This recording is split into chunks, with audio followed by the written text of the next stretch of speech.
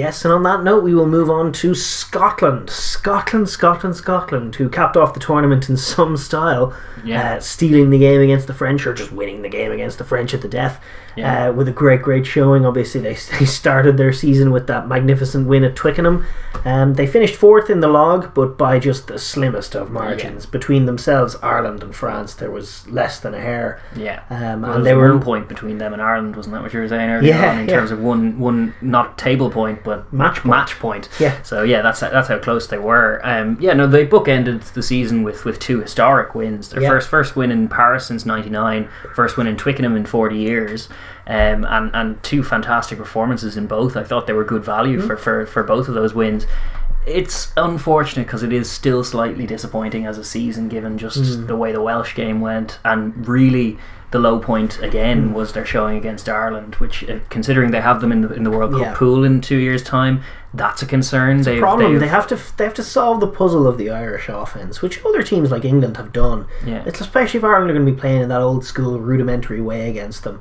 Like, it's on guys like Johnny Gray and Jamie Ritchie, and Hamish Watson worked his backside off in that game, so he's not a problem. But just the rest of that pack getting out muscled by Ireland, and I know they like to soak and jackal, but just not making the adjustment that English and Welsh sides have made in the past to get out of the line, to chop low, to just give no inches around the ruck and force Ireland a little wider. It makes all the difference, and they haven't done it yet, really. A few other players just kind of seem to recede into themselves. It's that stylistic matchup, the Irish Latchers versus the Scottish Poachers, that doesn't go well for them. But then also, it's when a few things start to go wrong, things can snowball on them, because there's just no confidence in that fixture for them. So that is a concern for them going forward. The Italy game was a record win. That was their best ever result and best ever scoreline against Italy, which it is the Italy game, but it's still nice, racking up 8 tries, getting your wingers on the board. All the games, I know, outside of the Ireland game, the other 4, they had the great wins against France and England, record win against Italy, and then the game against Wales. They had some magnificent sequences of play. Hogg's try was fantastic. That whole first, the first quarter / first 30 minutes where they were just all over that game, moving the ball really well, and then just in a couple of moments either side of half time, and that was definitely a trend that continued, was just in those big moments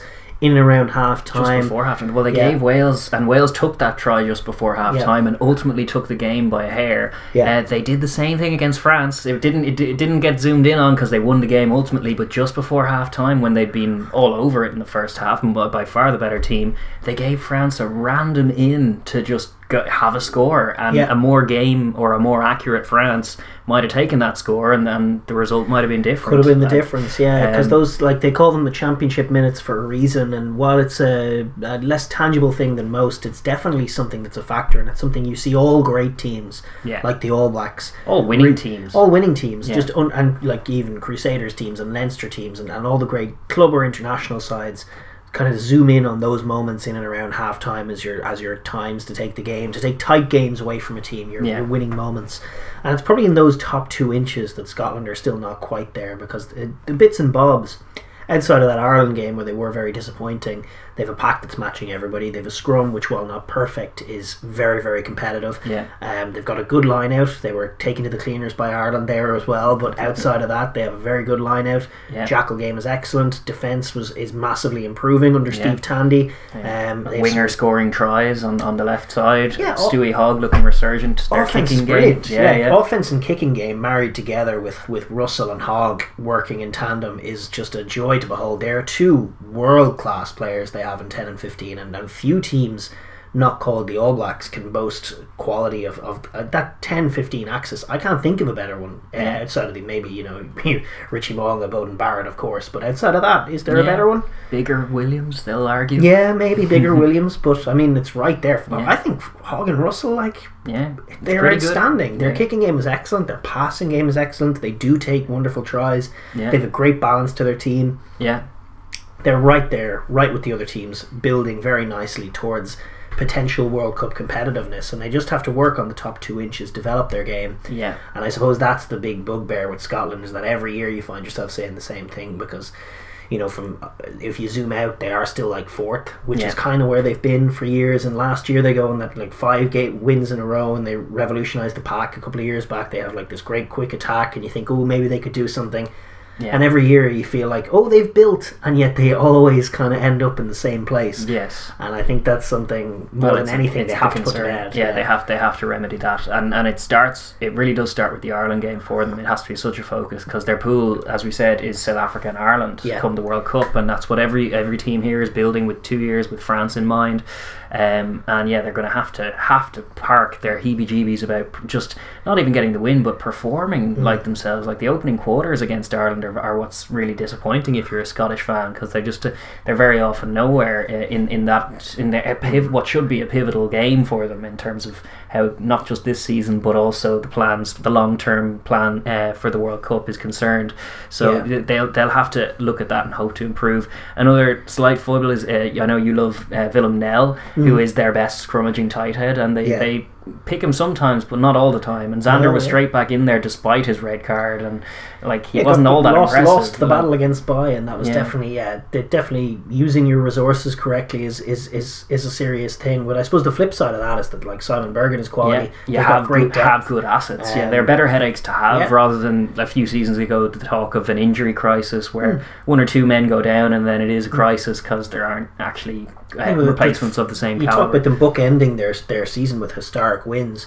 In the first game, it was, I believe, Gray and Cummings, Johnny Gray and Scott Cummings in the lock with Richie Gray on the bench. Yeah. And then on the last game, it was Skinner and Gilchrist, and I'm not sure who was on the bench. Who was covering lock? Alex Craig. Yeah. And Richie Gray was actually playing club footy. Yeah. So like they've had 6 locks have been on the field in this tournament in winning performances, winning upfront performances for this Scottish team. The depth that they're developing is tremendous. Yeah. So I actually think tools wise, this is the only reason for the frustration is that tools wise they have it all. Yeah. They do have a huge amount of depth in their forward pack, much better than they're given credit for. Yeah. The only issue with depth is that their 1 or 2 key playmakers can't go down. Yes. For their winning picture, it doesn't happen in my mind without Russell, Hogg and Hamish Watson. Those are the 3 who they desperately need, because they are just that next level above competent and good to world class. It's true. But then you talk about playmakers, like they had an injury crisis at hooker, as you'll recall, because McAnally and Fraser Brown were out, and they were the incumbents, and they're bloody good players. And they were playing really well. Then Turner and Cherry are grabbing tries and looking like world beaters out there, and like those are your 3rd and 4th choice hookers. Is that certainly that was the scenario going in. It's probably not coming out now that they've grabbed those jerseys, but those are good headaches for the Scottish pack to have at least. And as you say, it's the top 2 inches really in key moments in key games that are just escaping them a little. There's still a little panic, there's still not total confidence, because it's only based on evidence. And again, if you finish 4th, again, like it's tough to mine that confidence. But that's probably why the Doohan try was very, very important, because too often Scotland had found themselves on the wrong end of the narrow ones and on the wrong end of the last minute plays, and like you think back to the Wales game where they nearly find the try at the death but then don't, and that's probably wearing on them a little bit. Likewise against Ireland, they're beaten up all day, then they strike out of nowhere with 2 great tries, which is another class quality in this team. Like it's something all teams need, is the ability to still be in a game when you're getting beaten up front somehow by hook or by crook. We know that. But then they go and lose it. They do. Ali Price gives it away, and that's the shades of all the past. I mentioned the All Black one from a few years ago, but then even that great Calcutta Cup game in Twickenham that ended 38 all or something. That's right. It was like they came flying back and were actually 7 points up then, and it was the second they were 7 points up with 2 minutes to play that everything stopped, and it was panic, and then suddenly England were able to fashion an equaliser. They considered their position for a moment and then melted. And so to see them come up with a winning score against France and Paris in their last play of the tournament, massive. I think that's massive, because it's exactly what they haven't been doing, and they need to build from that, and they need 100%. To take a bit of confidence from it. Similar to Ireland, it's not an ideal campaign, but the last moment, the last performance is enough to put a lot of gloss on it, and enough for you to leave the tournament with a lot to take stock of and a fair bit to be proud of. And like as you say, 2 historic wins, Twickenham and Stade de France conquered. That is very, very good to be ticking off your list. And as you say, the Ireland caveat is there, the Wales caveat too, but things to work on for the coming seasons. And a lot of tools to go forward with. I think I've a lot of faith in this Scotland and where they're going. I think they could create their most balanced team of the professional era out of all these tools. I agree. I think they've been brilliant. They had some lovely tries as well. I think picking a best Scottish try is actually a tough task as well. Van der Merwe's winner in Paris, for sheer drama, for sheer guts, all the stakes has to be considered. I think they had Stuart Hogg's try against Wales. I know it's a halfpenny error technically, but I think it's just a lovely really well sequence taken as well. Yeah, lovely for to sure. See Hogg punish an opposition fullback with a ball in behind him. Yes, indeed. I thought that was nice. The shoes on the other foot. It is a very dangerous thing to deal with. It's not a fun scenario. Darcy Graham had a nice one against Wales, I believe, same game. That was beautiful. That was arguably the best one of all. I think when Finn Russell cuts through, flicks it to Gray. I think I've referenced it like 10 times in the podcast in recent weeks, but I really did enjoy it. Yeah. Russell cuts the line, Gray makes the support run, and then once they've cut the line, there is a ruck, and they take the try regardless. Ali Price with an audacious little chip, Darcy Graham timing a run perfectly into the space, and there's a try. I think that sort of clinical picture is what Scotland have to paint. It is, and, so for that reason, I do really like that try. And then the other one was in the very first week, the one against England, where they won that high ball and then flashed it left, and Doohan bashed in to score one of his many tries. Yeah, Doohan was triumphant. Maybe, I don't know. Which one do you pick out of those? There are a fair few others. Any Scots fans dropped them in? Enjoy is probably the wrong word, but they had 2 great tries against Ireland in that comeback. I thought Hamish Watson's little clutch finding the score and placing the ball down was really good, and likewise Hugh Jones' try was sharply taken. Indeed. So there's definitely a scope to pick from them. I'm gonna argue for Van der Merwe's game winner in Paris, but I see the merit to Darcy Graham's chip as well. I'm gonna go for Darcy Graham's chip. That's mine. I'll do Van der Merwe in Paris just on stakes alone, and the fact that Finn was red carded, so they did it all without their talismanic 10. I might call that their moment of the tournament. Okay, maybe that's the compromise. Because I agree with you that the Darcy Graham try, because as you say, it was a beautiful sequence, and then there was a ruck, but that didn't stop them from thinking, no, it's here right now. We don't need to go through 9 more phases to try and fashion the try now that we're in the red zone. We're going to just chip over, take the try, move on. And as you say, Scotland need to be doing a lot more of that if they are to become that fully rounded entity of a team that they definitely have the potential to do. So 100%. And the other thing though, on best moment of the tournament, it's either that Doohan try that wins the game, which is going to be hard to overcome, but I really liked Hogg's spiral against England. I did too. I just thought that was, obviously there wasn't a crowd there, but it feels like one of those moments where the Scottish fans would have erupted, even the away ones in Twickenham.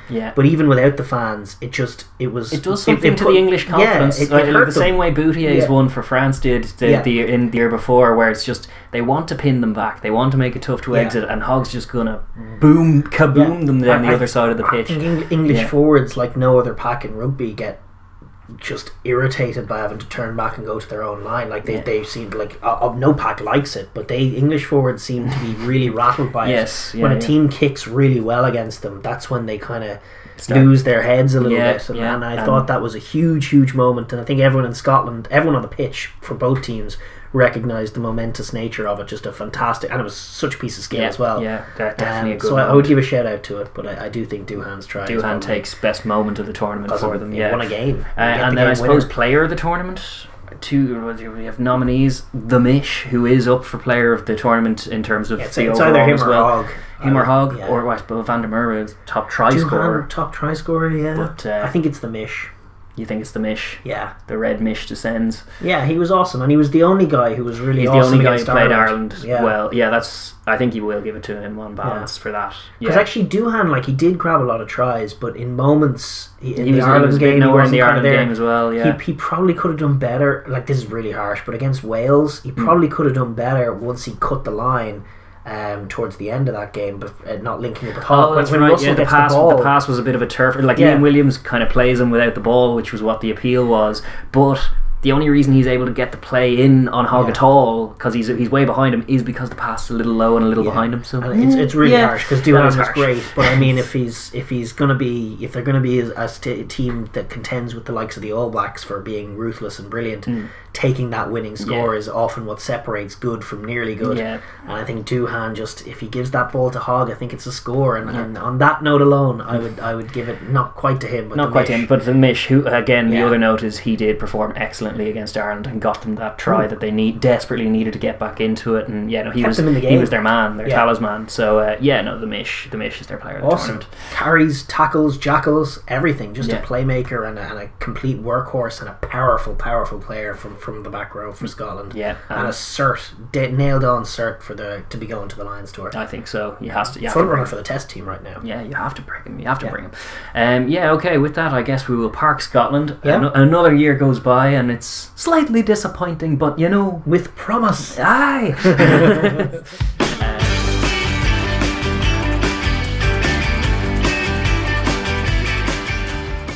Thanks for watching the Overlap Rugby podcast. If you enjoyed that video, please be sure to like and subscribe. And hey, if you have an opinion of your own, if you disagree with what we're saying, leave a comment down below. We might just get back to you.